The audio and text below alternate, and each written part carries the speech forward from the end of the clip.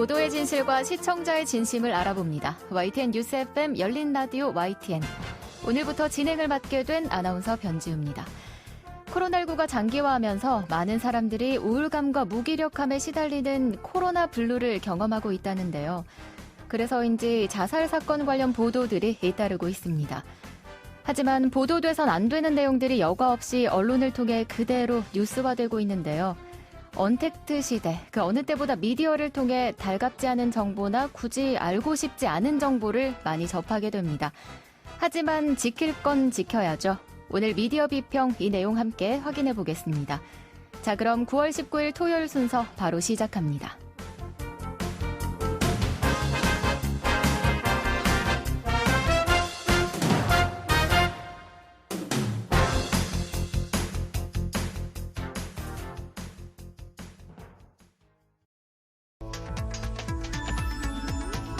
미디어가 전하는 이슈에 대한 다양한 분석과 팩트체크까지 바로 보고 뒤집어 보고 꼭꼭 씹어보기 위한 미디어 비평 프로그램 열린 라디오 YTN. 한 주간 뉴스를 꼭꼭 씹어보는 시간 미디어 비평입니다. 오늘은 국민대 언론정보학부 조수진 겸임교수 전화 연결돼 있습니다. 교수님 안녕하세요.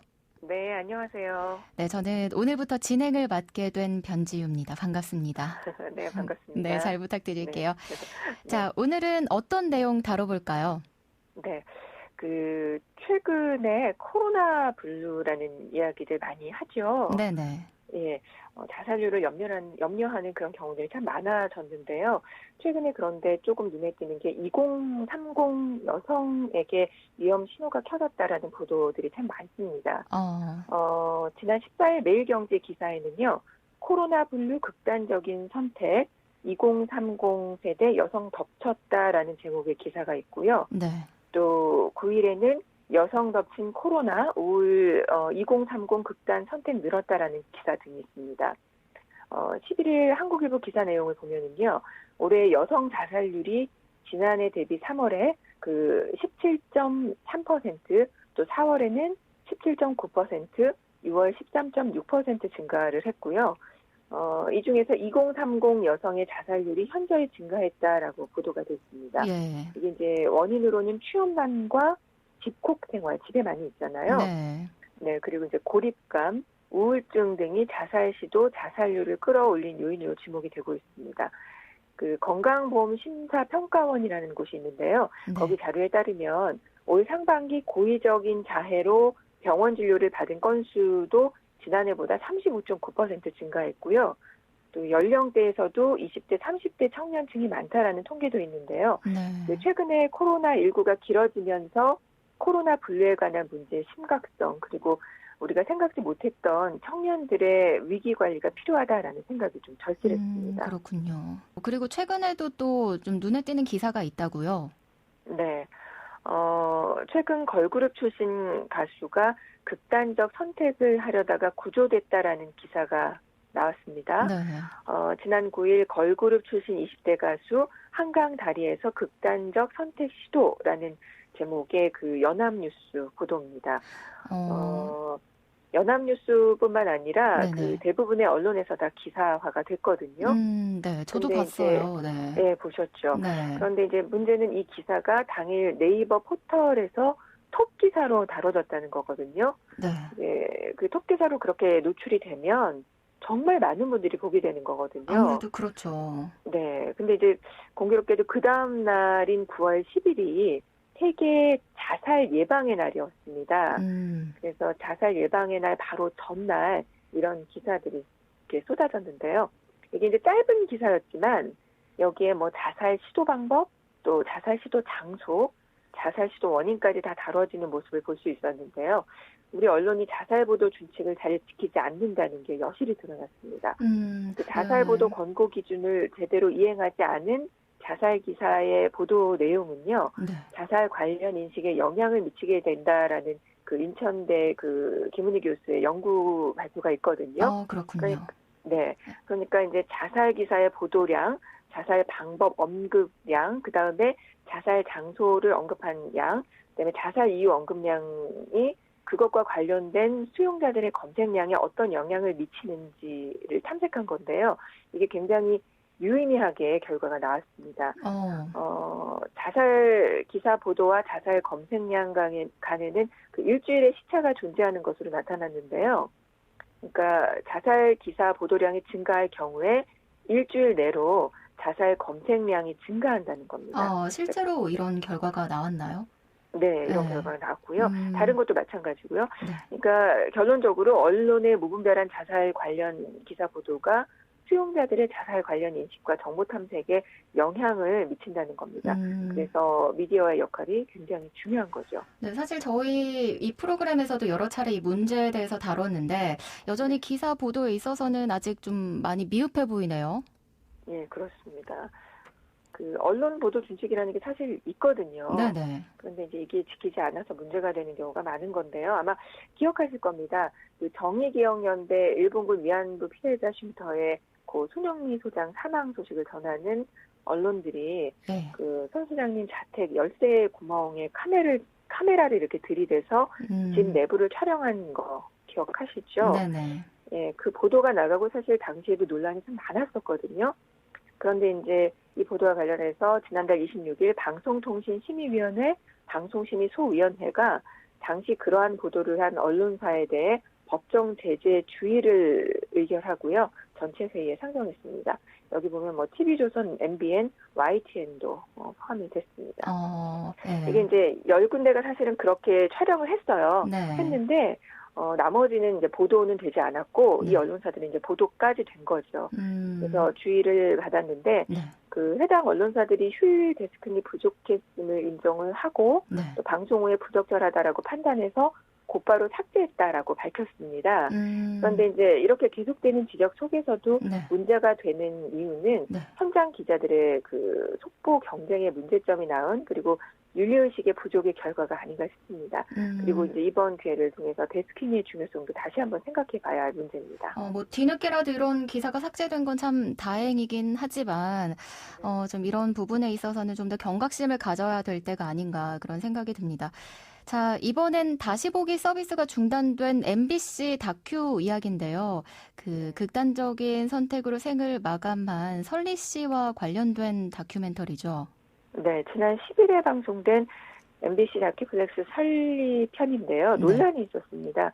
고 설리의 모친을 포함해 주변 인물을 인터뷰한 내용 중에 설리가 공개 연애 후에 이를 반대했던 모친과 갈등이 있었고 이후에 극단적 선택을 시도했다는 취지의 내용이 문제가 된 겁니다. 이게 이제 공개 연애 대상이 가해자처럼 비춰질 수 있다는 지적인데요. 논란이 계속되자 MBC 측은 이 프로그램이 기획 의도와 달리 설리 주변 사람들에게 악플이 달리고 그 제2의 피해자가 생기는 것을 우려해 다시 보기 서비스를 중단했다라고 밝혔습니다. 네.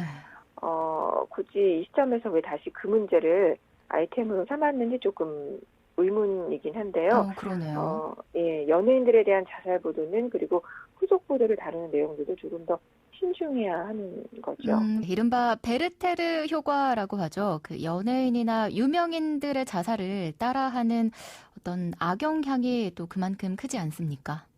네. 보통 이제 모방 자살이라고 하는데요. 네네. 누군가의 자살이 잠재적 자살자에게 공감대를 형성해서 그게 계기가 돼서 자살하는 경우를 말합니다.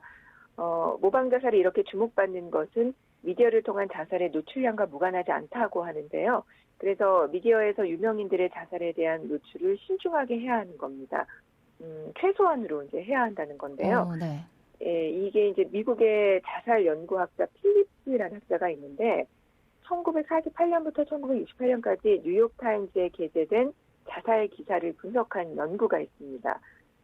자살 보도량과 자살 뉴스의 일면 보도 여부가 실제 자살 사건에 영향을 미칠 수 있다라는 결과를 발표하면서 이제 이를 베르테르 효과라고 이름을 붙인 거거든요. 네. 예, 그러면서 모방 자살에 대한 관심이 그때부터 이제 높아지기 시작하게 된 거고요.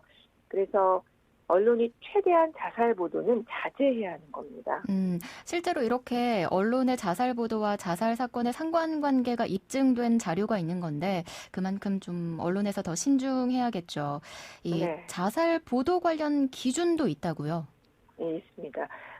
보건복지부가 지난 2018년 7월 31일 자극적인 자살 보도로 인한 모방 자살 등을 방지하기 위해서 한국기자협회 또 중앙자살예방센터와 공동으로 자살보도 권고 기준 3.0을 개정해서 발표했거든요. 네. 크게 5가지 원칙이 있습니다. 첫 번째, 기사 제목에 자살이나 자살을 의미하는 표현 대신 사망, 숨지다 등의 표현을 사용합니다. 네. 또 두 번째, 구체적인 자살 방법, 도구, 장소, 동기 등을 보도하지 않습니다. 세 번째, 자살과 관련된 사진이나 동영상은 모방 자살을 부추길 수 있으므로 유의해서 사용합니다. 네. 넷, 자살을 미화하거나 합리화하지 말고 자살로 발생하는 부정적인 결과와 자살 예방 정보를 제공합니다. 5. 자살 사건을 보도할 때는 고인의 인격과 유가족의 사생활을 존중합니다. 그 밑에 유명인 자살 보도를 할 때 이 기준은 더욱 엄격하게 준수해야 합니다. 네. 여기 보면은 유명인 자살 보도에 대해서 또 따로 이렇게 언급을 하고 있습니다. 그래요? 네. 5가지 사항에 대해서 구체적인 내용들이 다 또 굉장히 구체적으로 설명이 되어 있거든요. 근데 이제 오늘 시간상 다 말씀드릴 수는 없고요. 한 가지만 좀 강조를 하자면 네네. 자살을 예방하려면 자살 사건은 되도록이면 보도하지 않는다. 이게 있어요. 네. 그러니까 자살 사건을 보도하지 않기로 한 나라들에서 실제로 자살이 감소한 사례가 보고되고 있습니다. 그렇군요. 그러니까 이제 가급적 자살 사건을 보도하지 않는 것이 자살 예방에 도움이 되는 거고요. 또 자살 사건을 주요 기사로 다루지 않습니다라는 조항도 있어요. 그러니까 사람의 생명보다 더 큰 보도의 가치는 없습니다. 자살이 부각된 보도는 자살을 유발할 수 있으므로 방송 보도나 신문 지면 등에서 자살 사건을 우선으로 다루지 않습니다. 이러한 내용이 있는데 네. 우리 언론은 엄청난 보도량과 또 자세한 방법을 다루고 있고 아까도 얘기했지만 포털에서 톱 기사로도 이렇게 다루고 있습니다. 참 문제죠. 그러니까요. 저희가 네. 사실 이 시간에 늘 강조하는 부분인데요. 이런 각종 보도 준칙이 참 잘 마련은 돼 있는데 그들이 잘 몰라서 그러는 건지 아님 알고 있지만 뭔가 보도 욕심으로 지키지 않는 건지 교수님 어떤가요? 네. 앞서 정의기억연대 쉼터 현관 열쇠 구멍에 카메라를 들이댄 방송사들이 방심이 제재를 받았다고 말씀을 드렸잖아요. 예. 그때 이제 한 방송사 간부가 이런 말을 했다 그래요. 취재 기자에게 물어보니 심의 규정을 인식 못했다고 했다. 무지에서 생긴 일이다. 우리가 잘못했다라고 해명을 했다라는 이제 보도가 더 났거든요. 네. 각 언론사들도 취재 기자들을 그냥 현장으로 내몰 것이 아니라 이런 보도 준칙에 대한 교육을 좀 정기적으로 실시할 필요가 있지 않나라는 생각이 들고요. 예. 베르테르 효과 반대 개념을 뭐라고 하는지 혹시 아세요? 뭐라고 하죠? 네, 파파게노 효과라고 말하거든요. 예. 이게 뭐냐면 자살에 대한 언론 보도를 자제함으로써 자살을 예방할 수 있는 효과를 말하는 겁니다. 그래서 우리 언론이 베르테르 효과가 아닌 파파게노 효과를 만들어가기를 좀 바라는 마음입니다. 예, 베르테르 말고 파파게노 오늘 기억해야겠네요. 네. 자, 오늘 말씀 여기까지 듣겠습니다. 교수님 말씀 잘 들었습니다. 고맙습니다. 네, 고맙습니다. 네, 지금까지 국민대 언론정보학부 조수진 겸임 교수였습니다.